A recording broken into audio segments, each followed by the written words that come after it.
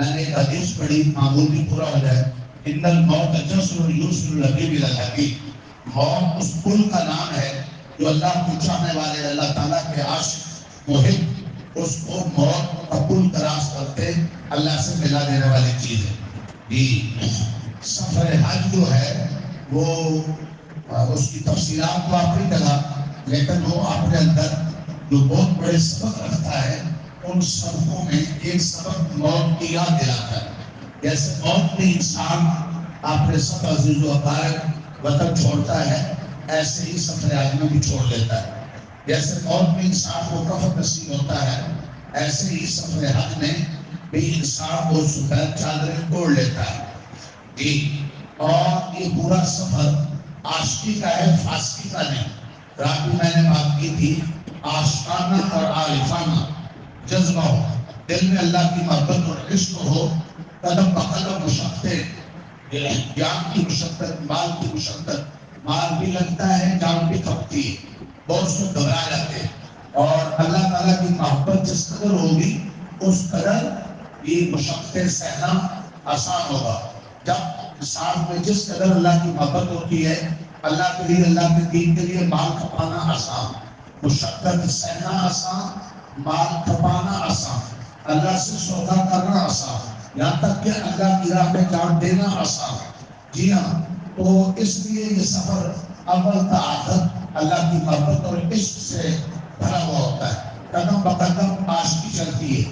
یہ چلو بیت اللہ کا طواف کرو، گھومو، جیسے عاشق محبوب اپنے محبوب کو ڈھونڈنے کے لیے اس کے در میں چکر کاٹتے ہیں. اے اللہ کے عاشقوں، اللہ کے دربار در پر گھومو، جی والے ہمیں چکر کاٹو.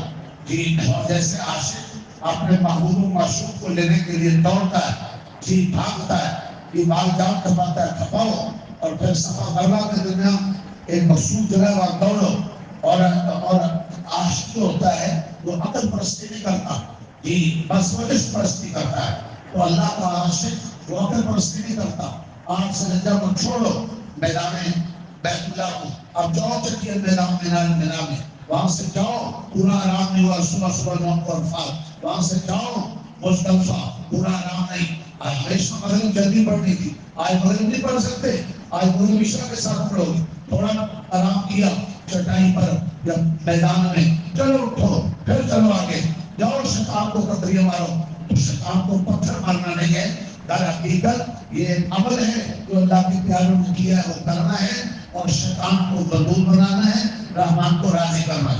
قدم بقدم عقل پرستی چھڑائی جا رہی ہے، اللہ کی خدا پرستی سکھائی جا رہی ہے. یہ سفر ہے، اور بہت سے خوش نصیب سفر میں ایسے بھی ہوتے ہیں جو اللہ کے پاس چلے جاتے ہیں، اور جو اللہ کے پاس چلے جاتے ہیں. فرمایا اس سفر میں جب گھر سے نکل جاتا ہے، اگر کر لے تب، نہ کر سکے تب، تو وہ راستے میں مدرسہ پڑھنے نکلا ہو، جہاد کے لیے نکلا ہو، دین کے لیے، تو وہ قیامت کے دن حدیث میں وہ تلبیہ پڑھتے، یہی اللہ کرتے، قیامت سے قبر سے اٹھے گا.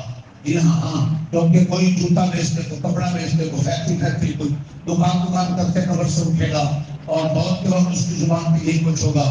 کوئی اللہ کرتے، اللہ کی عاشق کرتے، وہ قبر سے اٹھ جائے گا. جی جس حال میں مرو گے اس حال میں اٹھائے جاؤ گے. تو اللہ تعالیٰ سے صبر عطا فرمائے. اللہ تعالیٰ جو سفر آج کے لیے جا چکے ہیں، اللہ ان کا جانا، آج ہمارے اور کو ساتھی جا رہے ہیں، میرا بھی سفر ہے، تو آپ کو اس لیے الوداعی میں سلام بھی ہو گیا. سورج بڑی بات جلدی اور کبھی کوتاہی اکٹھے رہتے ہوئے آخر ماحول معاشرہ ہے، اور یہ پھر ادارے کا لمبا چوڑا انتظام بھی ہے. انتظامی والے سے بھی بعض اوقات بات کہنی سننی پڑتی ہے، تو بعض اوقات ممکن ہے کسی کی دل آزاری بھی ہوئی ہو، تو اللہ کے معاف بھی کر دینا انشاءاللہ.